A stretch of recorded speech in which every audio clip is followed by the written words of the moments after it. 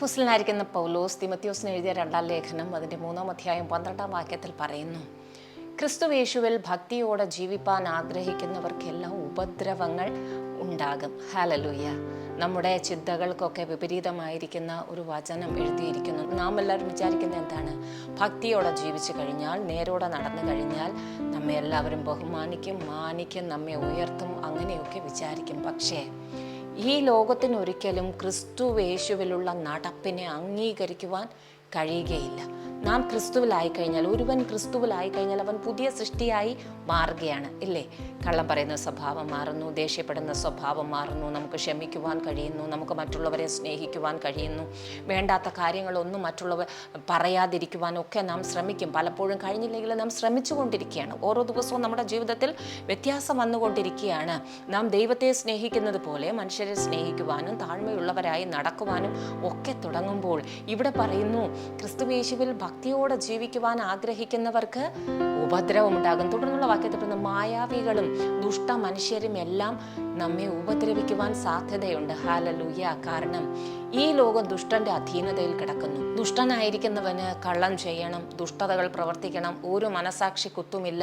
എന്ത് ചെയ്തിരുന്നാലും ആരെങ്കിലും ഒന്ന് പറഞ്ഞാൽ അവരെ 10 തിരിച്ചു പറഞ്ഞില്ലെങ്കിൽ ഒരു സമാധാനമില്ല. ഇങ്ങനെയൊക്കെയാണ് ലോക മനുഷ്യരുടെ കാഴ്ചപ്പാട്.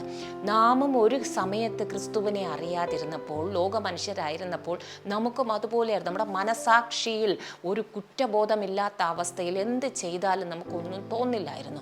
പക്ഷേ പരിശുദ്ധാത്മാവ് നമ്മിൽ കടന്നു വന്നാൽ, ക്രിസ്തുവിൻ്റെ സ്നേഹം നമ്മിൽ വന്നാൽ നാം മാറുവാൻ തുടങ്ങും. നമ്മെ ആ സമയം ഇതുപോലെ മറ്റുള്ളവർ ഉപദ്രവിച്ചാൽ, പരിഹസിച്ചാൽ, നിന്ദിച്ചാൽ, മാറ്റിവെച്ചാൽ, പ്രിയമുള്ള ദൈവമക്കളെ, നിങ്ങൾ ഭാരപ്പെട്ട് പോകരുത്, തളർന്നു പോകരുത്. ഇവിടെ പൗലോസ് പറഞ്ഞിരിക്കുന്നത് പോലെ ഇതെല്ലാം ദൈവ മക്കൾക്ക് ഉള്ളത് തന്നെ ആകുന്നു. നമ്മൾ അനേക കഷ്ടങ്ങളിൽ കൂടി ദൈവത്തിൻ്റെ രാജ്യത്തിൽ പ്രവേശിക്കേണ്ടുന്നവരാകുന്നു. ഇന്ന് ഞങ്ങളെ കേൾക്കുന്ന ഏതെങ്കിലും പ്രിയപ്പെട്ട ദൈവമക്കൾ, ഞങ്ങൾ പള്ളിയിൽ പോകുന്നത് വരെ, യേശുവിനെ അറിയുന്നത് വരെ, പ്രാർത്ഥിക്കുന്നത് വരെ, ബൈബിൾ വായിക്കുന്നത് വരെ ഞങ്ങൾക്ക് ഈ കുഴപ്പമൊന്നും ഇല്ലായിരുന്നു. മറ്റുള്ളവർ ഞങ്ങളെ അംഗീകരിച്ചിരുന്നു, ഞങ്ങളെ അവരുടെ കൂട്ടത്തിൽ ചേർത്തിരുന്നു. ഈ ദിവസങ്ങളിൽ ഒറ്റപ്പെടുന്നു, പീഡകൾ അനുഭവിക്കുന്നു, നിന്ദകൾ അനുഭവിക്കുന്നു, പരിഹാസപാത്രമാകുന്നു എന്ന് ആരെങ്കിലും കരുതുന്നുണ്ടോ എങ്കിൽ കർത്താവായിരിക്കുന്ന യേശു ക്രിസ്തു പറയുന്നു, നിങ്ങൾ എൻ്റെ നാമത്തെ പ്രതി, ദൈവത്തിൻ്റെ രാജ്യത്തെ പ്രതി നിന്ദയും അപമാനവും സഹിച്ചാൽ സ്വർഗത്തിൽ നിങ്ങളുടെ പ്രതിഫലം വലുതാകുന്നു എന്നോർത്ത് നിങ്ങൾ സന്തോഷിച്ചു തൊള്ളുവിൻ.